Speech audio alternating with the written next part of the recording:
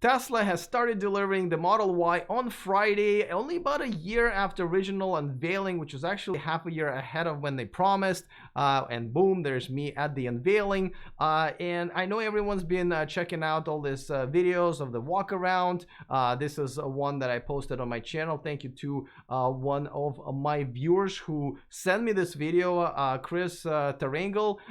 He's one of the first ones to receive it in Las Vegas, and you can see that on my channel as a separate video. As a matter of fact, if you're interested in all kinds of electric car and Tesla news, go ahead and click on the subscribe button and the bell notification icon so you don't miss anything moving forward. All right, now I know people are really excited to see what this car, the final design, looks like, because it is a little different from what we've seen at the unveiling. They've changed some curves and so forth, and I think it looks great, actually. I'm not an SUV guy, and I think it looks really good. And of course, everyone's excited about all the cargo space that, you know, Model 3 never had, and this is why myself and I think everybody else believes that this will be the best-selling Tesla ever for years to come. Probably will also outsell the Cybertruck, and because of the great price and great product that it is. However, I don't think that's anybody's been talking about the best feature that this Model Y has that no other Tesla had before,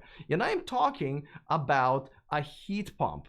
That's right. You're probably wondering, what the hell is a heat pump? How does it work? Yeah, I know it's not sexy. I know it doesn't have a flat screen or a touch panel or whatever. It's kind of hidden all the way, you know, into the motor section and stuff like that. But it does something very, very important that all electric cars and Tesla owners want, which is an extra range. It gives you an extra range, especially during when you have a cold weather and wind and so forth. It can extend your range by about 20 or even 30%. Now you're probably saying, Alex, you know, we already know what the range of this car is going to be. This is going to be about 316 miles. I know it's estimated right now, but that's what's probably going to be.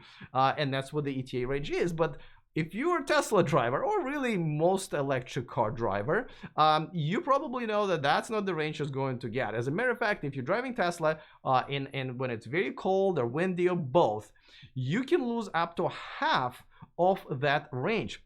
Even when I had a Tesla here in the Bay Area, when the weather got a little cold, which is obviously not as cold as everywhere else, like in Detroit or New York and so forth, I would lose up to 40% of my range.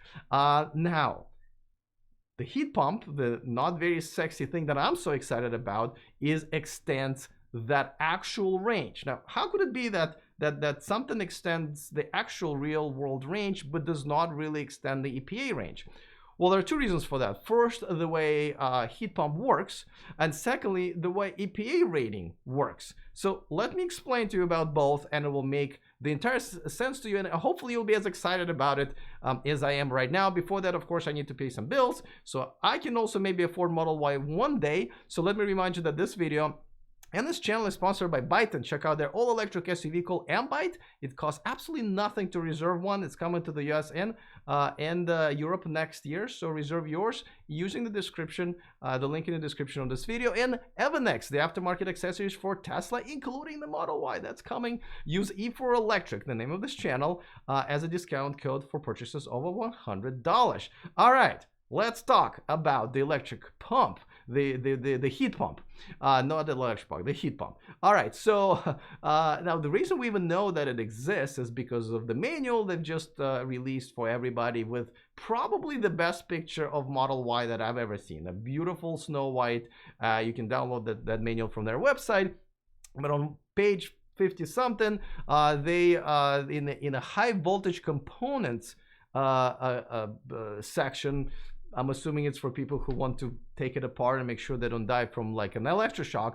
They're showing that they're right there, a heat pump right next to the motor. All right, so what does a heat pump really do? So what heat pump does is it takes the heat that was already generated by your motor, the battery, or whatever other parts, and repurposes it to heat up the cabin. When normally the cabin is heated up by like a regular electric heater, resistive heating system as they call it.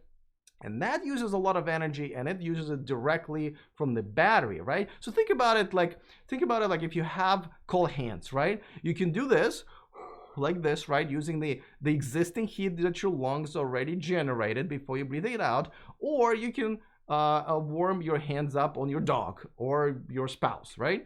Kind of the same thing.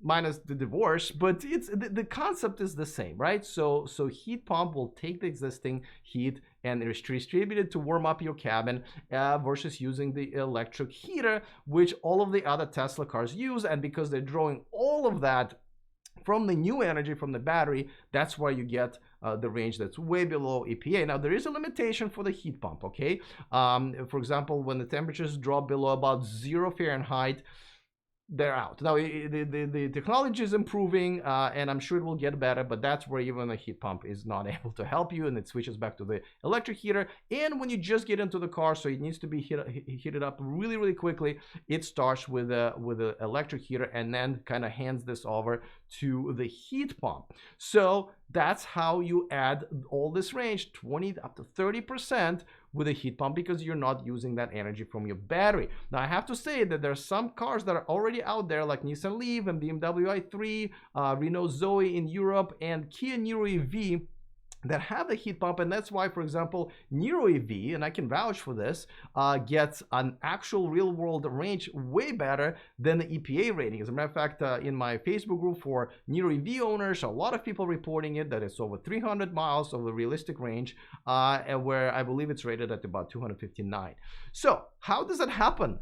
What's going on with the EPA range? So that's also because the EPA range is calculated in kind of a lazy, dumb way, I would say. So let's talk about the EPA rating. And now, this is not an actual EPA logo. This is the logo that I've designed based on their latest work. I've submitted it to them, so any day now they'll call me back, hopefully accept it. But for now, this is what happens. The cars get tested, 45 freeway, 55 city, they average it out, figure out what range the car has, and then just blindly subtract 30%, for cooling and heating, regardless of what technology the car uses and how efficient the car is doing the heating and cooling. So everybody gets the 30% minus 30%. So it's kind of a win for cars like Tesla that use an electric heater, because it uses a lot of this, and a lot of times it's more than 30%.